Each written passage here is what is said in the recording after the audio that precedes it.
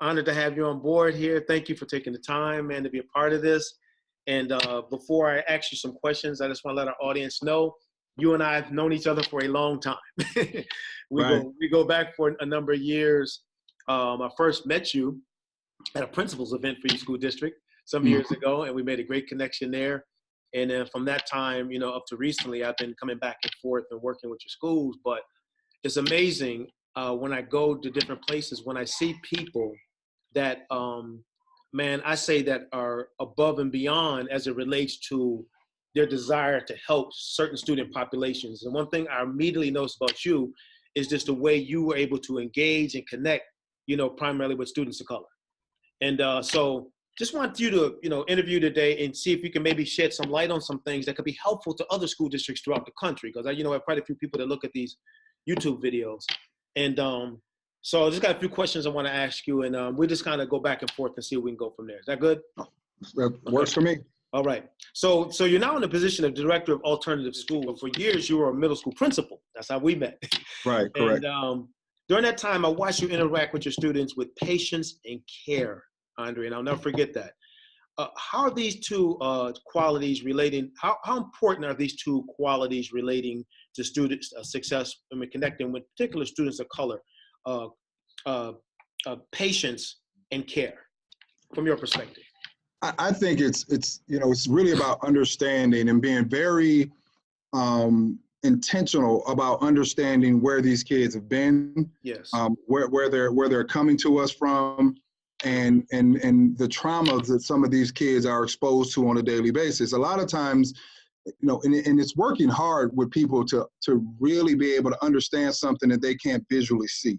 Yes. When we are working with children with disabilities that you can see, it's a lot easier to understand it, but it's not easy to understand trauma. It's not easy to understand that some of these kids are coming to us with social emotional deficiencies that that are going to dictate kind of how they engage in the school setting. So for us, it's being understanding enough, and that's kind of where that patience comes from. And it's not about lowering your expectations, but it's about really understanding where these kids are coming from, what environment is raising them, and what are they seeing on a daily basis that may not be the same things that their teachers are witnessing or going through. The reality is that over 91% of the teachers in the United States are middle-class white women. You understand? And so for the reality is that most of those folks aren't always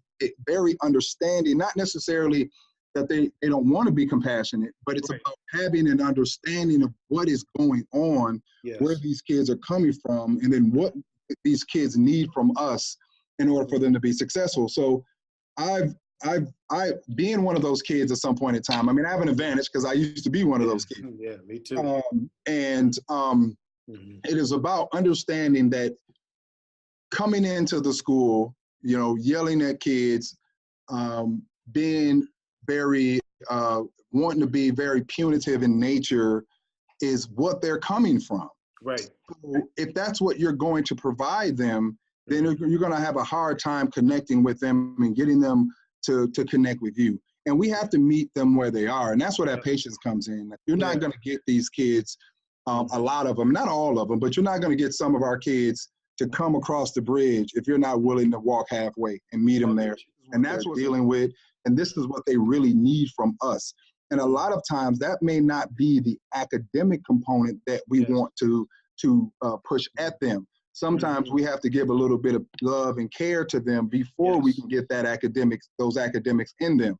Yes. I always say you can't if there is trauma in the way, if there's mental health in the way, if those things are blocking their ability to engage in the instructional environment, then we need to remove those barriers. And we can only do that through patience, care, and understanding, and always have that in the forefront when we're engaging with our children moving forward, especially our students of color, especially our inner city students who are going through some things and are seeing things that the average citizen doesn't see on a regular basis. So we have to just remind ourselves to be mindful of that and keep pushing through, and just understanding Coach, that they're kids, man. They're kids. No matter how old they are, no matter right. what they may They're look kids. like, They're understanding kids. that they're children and that they're going to make some mistakes. And that what are we going to do? What plan of action are we willing to put in place and hold ourselves accountable for making sure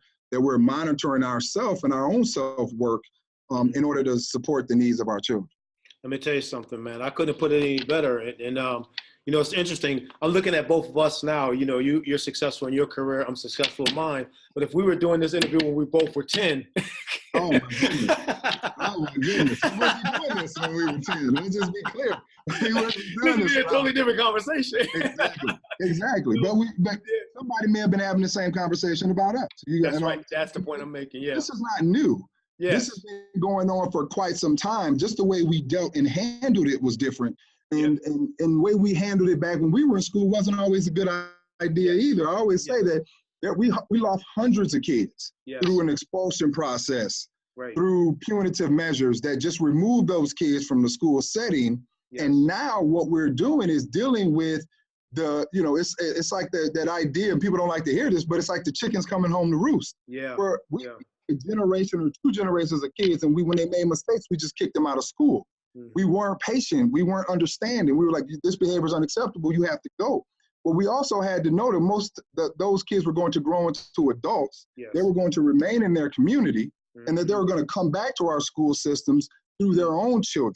And so that's where the trauma started the moment that we removed that parent from the school setting abruptly and didn't give them the free and appropriate public education that they deserved because of our lack of patience with what they were going through. And we went through the same things. And if some of the mistakes we made would have wound up us being expelled, we wouldn't be sitting there having this conversation. You know, it's really amazing that, as you say that, because I've shared multiple times at your schools. My teacher, Ms. Palmer, was my 6th grade teacher who, took this very frustrated and angry little boy, not by choice, but by circumstance, living in a community, man, with a lot of drug dealing, living in a community with a lot of gang banging, being recruited by gang bangers, took this little boy and saw him from a different lens. You know what I mean? And I'll never forget, she said to me, back then I could see it in your eyes. And I never looked at your present. I always focused on your future. I knew what you had in you, if done the right way, could produce great outcomes for your life. And so that goes back to that care piece that we're talking about, Andre. And let me ask you this question. And I've been getting a lot of personal interactions with people about this one, but there's a lot of talk about social emotional learning these days. And do you see the relevance of this and how it can help schools make the connection with students of color? And I think that's pretty much what we're talking about anyway. Am I right?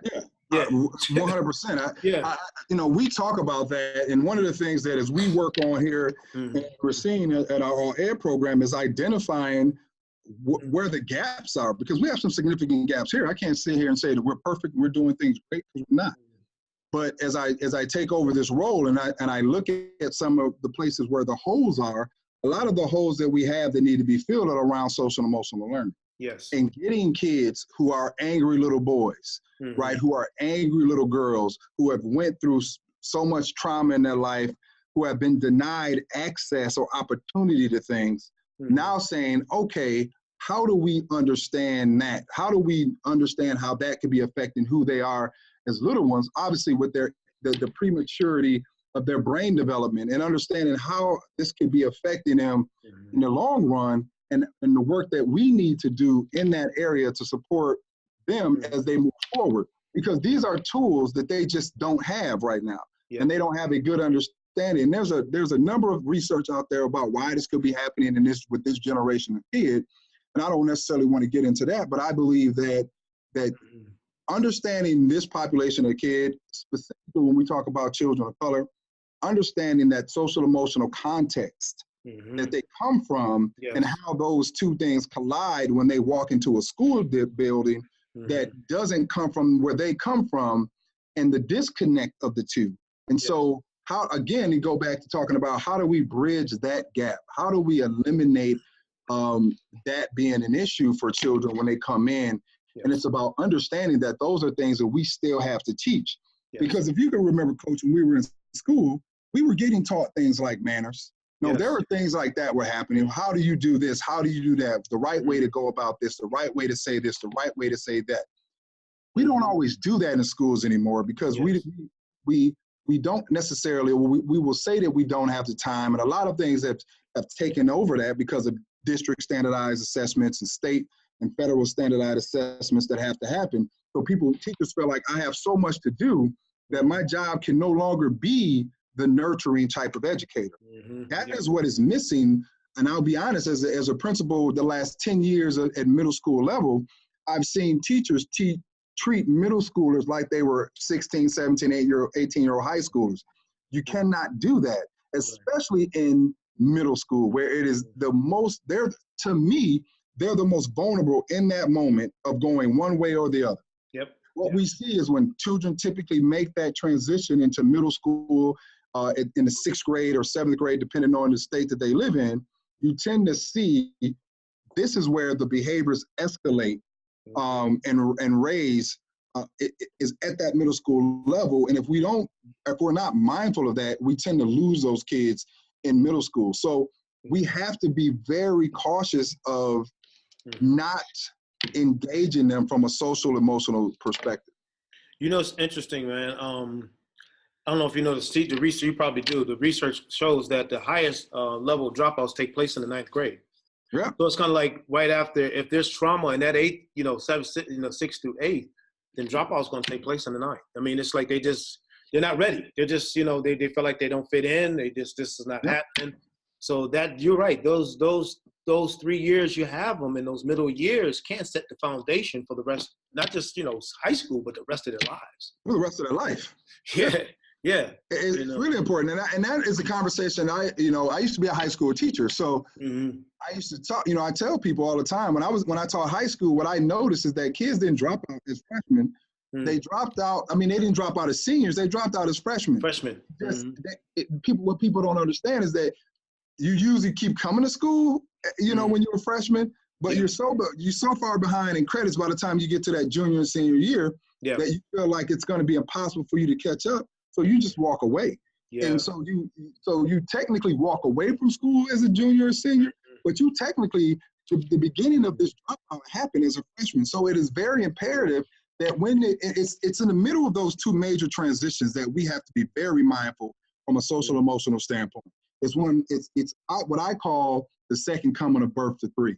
So, when your kid gets from elementary to middle school, there's a huge social emotional shift in their physical makeup, their mental health. Everything is changing due to puberty and all of that, right? So when they're going from 5th grade to 6th grade, it is extremely important that we're mindful of that and how this could shift their behavior moving forward. And then that same thing happens at 8th to 9th grade when the shift happens. So we have to be mindful of those transitions, and we have to plan for it. What are we doing for our 6th graders when they first come in to prepare for some of that social emotional struggle that they're going to have? And what are we doing before they leave us to prepare for that same struggle that's going to happen when they transition again? That this is an important part of what we need as a culture and as a people, and we can't continue to act like that, only people who are mentally weak need mental health support, right? So adding that stuff into those school-based mental health clinics in our schools and our elementaries are extremely important in supporting the needs of 1,600 students at the elementary level right now, and on additional 500 or so kids at the clinic here in our facility have access to that mental health support. Listen, Andre, thank you so much, man. Thank you for the interview. As I said to you when we first started this, I said, you're going to be a regular. I will be calling on you regularly, man, because I just don't see you as a leader there in your city as far as education. I see you a leader nationally, man. You got some great insights. I've been interacting with you for several years now. I've watched you interact with the students. I've watched you interact with your staff. I've always seen you even kill. Always seen you even kill. Never out of control, even though you've had situations where you could have been. For sure. I was right there in the mix with it. But that's what great leadership is all about. And I definitely consider you one of those. So thank you so much for your insight, man. And we'll certainly be in touch about trying to get you on again. And